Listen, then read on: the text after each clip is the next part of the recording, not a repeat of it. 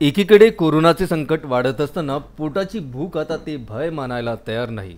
त्यामुळे लॉकडाऊनच्या काळात आपापल्या गावी परतलेल्या मजुरांना रोजगारासाठी स्थलांतर करण्यास सुरुवात केली आहे। यातील बहुतांश मजूरवर्ग हा मुंबई, पुणे, नागपूर, नाशिक, वर्धा, यवतमाळ, अकोला, अमरावती, औरंगाबाद, वाशिममध्ये चालला आहे।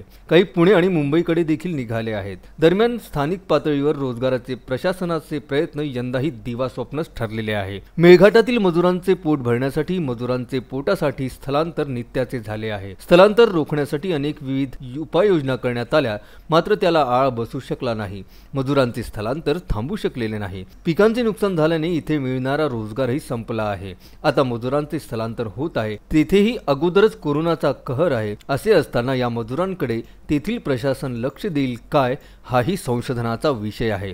रोजगार हमीची कामे सुरू करण्याची मागणी स्थानिक नागरिकांनी केली आहे। एकीकडे भूक वाढत असून दुसरीकडे रोजगाराच्या वाटाही बंद होत आहे। स्थानिक ठिकाणी मिळणारा रोजगार मंदीच्या सावटाखाली आल्याने त्या परिस्थितीत जो तो आपला कसाबसा गुजारा करीत होता, पण परतीच्या पावसाने पिकांचे नुकसान केले व हाताला आता काम नाही। मग पोटाला चिमटा किती दिवस कसा द्यायचा हा प्रश्न मजुरांपुढे आहे। त्यासाठी आर्थिक चणचण भासत आहे। रोजगार हमीच्या कामांचा देखावा झाला।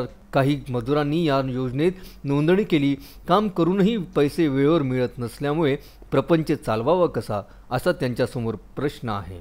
मेळघाटात मनरेगा कामांचा नुसता देखावा, परंतु काम करूनही या मजुरांना वेळेवर मजुरी मिळत नसल्याने त्यांनी पाठ फिरवली। मुंबई, पुणे, अकोला इतर जिल्ह्यात मजुरांना भरपूर कामं उपलब्ध होत असल्यामुळे व रोजंदारीचीही दिवसाआड मिळत असल्याने त्यांचा ओढा तिकडे असतो। तीच पद्धत रोहयोसाठी राबविल्यास या ठिकाणी मजुरांच्या स्थलांतरांना आळा बसेल, असे मजुरांचे म्हणणे आहे। रोजगार हमीची कामे बंद आहेत, आम्ही पोटाला चिमटा किती दिवस घ्यायचा, असा प्रश्न मजूर वर्गाने केला आहे। मारुती पाटणकर, विदर्भ न्यूज, चुरणे।